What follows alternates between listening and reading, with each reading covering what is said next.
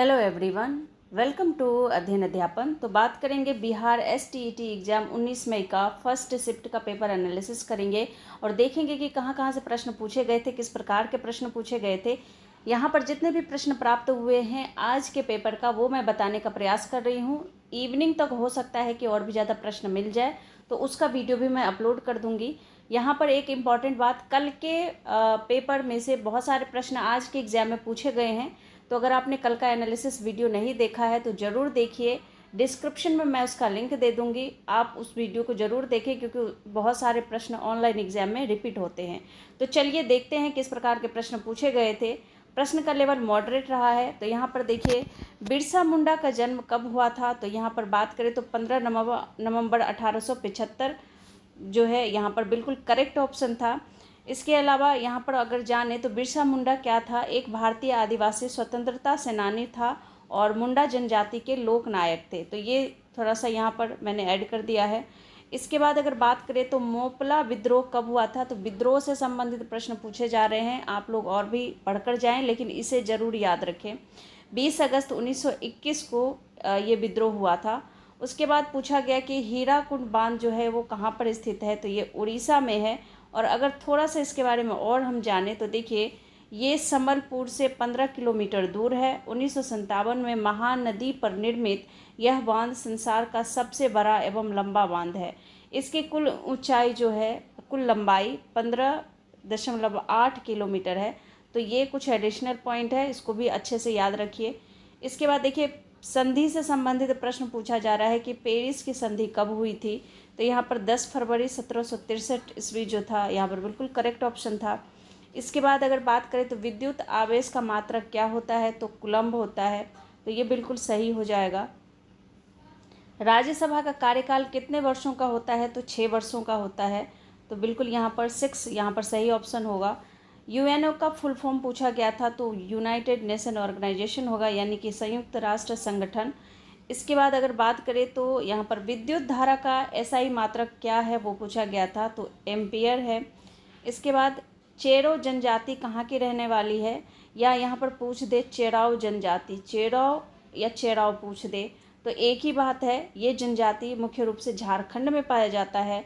अगर इसकी बात करें तो यह समुदाय मुख्य रूप से झारखंड में विशेषकर रांची और मोनिंगर में पाया जाता है। पलामू के लोग बड़े पैमाने पर जमींदार थे। तो ये पलामू क्षेत्र से संबंधित है।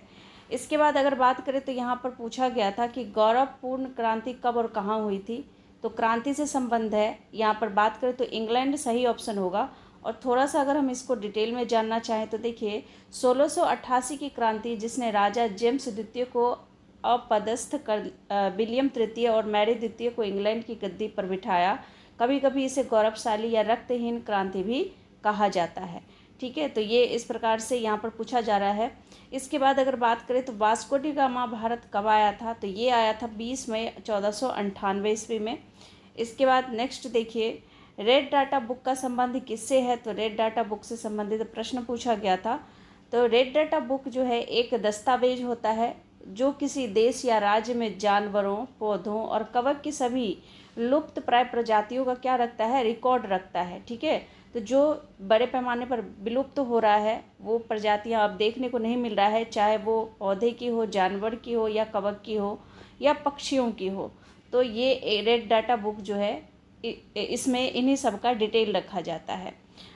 इसके बाद अगर बात करें तो पत्रिका से संबंधित प्रश्न पूछा गया था कि हिंद स्वराज पत्रिका किससे संबंधित है। तो महात्मा गांधी से संबंधित है। इसके बाद देखिए, पूछा गया था कि बिहार में मुख्यमंत्री की शपथ सबसे ज़्यादा किसने ली। तो नीतीश कुमार ने। अगर शासन लिख दे तब भी यहाँ पर नीतीश कुमार ही आएगा। लोकसभा में अनुसूचित जातियों के लिए सीटों की संख्या कितनी है। अनुसूचित जातियों के लिए पूछा था कल। यहाँ पर आपका कल भी लोकसभा से संबंधित प्रश्न पूछा गया था। तो 84 यहाँ पर बिल्कुल सही होगा। इसके बाद देखिए, बंधन एक्सप्रेस का संबंध कौन से देश से है, यानी किस देश से है। तो ये बांग्लादेश से है। तो यहाँ पर आप लोग थोड़ा सा इसकी बारे में पढ़ लें। और इसके अलावा भारत का कौन सा राज्य जो है वो बांग्लादेश के साथ सीमा साझा नहीं करता है। तो वो कौन सा राज्य है, वो झारखंड है। इसके बाद देखिए, यहाँ पूछा था कि मुसोलिनी कहाँ का नेता था। तो ये इटली का नेता था। मुसोलिनी कहाँ का नेता था, तो इटली का नेता था। इसके बाद अगर बात करें तो संयुक्त राष्ट्र संघ की स्थापना कब हुई थी, तो 24 अक्टूबर 1945 को हुई थी। ठीक है। इसके बाद अगर बात करें तो प्रथम विश्व युद्ध कब से कब तक चला था। देखिए कल के शिफ्ट में भी प्रथम और द्वितीय विश्व युद्ध से प्रश्न पूछा गया था, तो इसको तो आप लोग अच्छे से पढ़कर जाएं, क्योंकि ये हो सकता है कि ये पूरे एग्जाम में यहाँ से कुछ ना कुछ प्रश्न पूछा ही जाएगा। तो यहाँ पर अगर बात करें तो 1914 से ये 1918 तक चला था। यहाँ पर आपका द्वितीय विश्व युद्ध से भी प्रश्न पूछा जा सकता है। सोन नदी का उद्गम कहाँ से हुआ था, तो मध्य प्रदेश के अमरकंटक से हुआ था। इसके बाद संवेग का एसआई मात्रक पूछ दिया था साइंस में, तो यहाँ पर होगा किलोग्राम मीटर प्रति सेकेंड। इसके बाद अगर बात करें तो यहाँ पर पूछा था मोंटेग्यू चेम्सफोर्ड का संबंध किससे है, तो ये संवैधानिक सुधारों से है। तो इन सबको थोड़ा सा आप पढ़कर जाएं। इसके अलावा देखिए कृषि का निर्यात में कितने प्रतिशत का हिस्सा है, तो यहाँ पर 10% का हिस्सा है, ये बिल्कुल सही होगा। इसके बाद अगर बात करें तो देखिए जीवाणु द्वारा कौन सी बीमारियां होती है, जीवाणुओं द्वारा कौन सी बीमारियां होती है, तो देखिए मियादी बुखार, हैजा, तपेदिक, निमोनिया, क्षय रोग और प्लेग रोग, यह मुख्य रूप से आपका जीवाणुओं द्वारा फैलता है। इसके बाद देखिए क्वेश्चन पूछा गया था कि 2011 की जनगणना के अनुसार किस राज्य की साक्षरता दर सबसे कम है। सबसे कम किसकी है, तो बिहार की।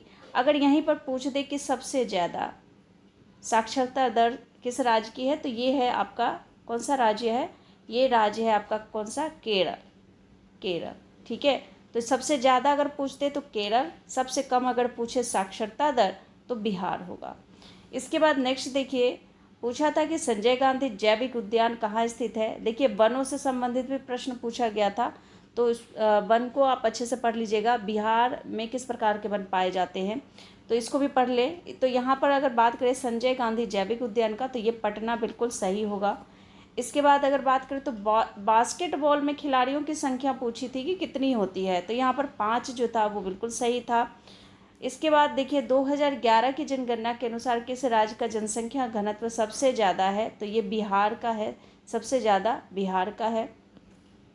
तो ये कुछ इंपॉर्टेंट क्वेश्चन जो आज के पेपर में पूछे गए थे। तो जैसे ही और भी प्रश्न प्राप्त होता है उस पर वीडियो आपको मिल जाएगा विथ आंसर।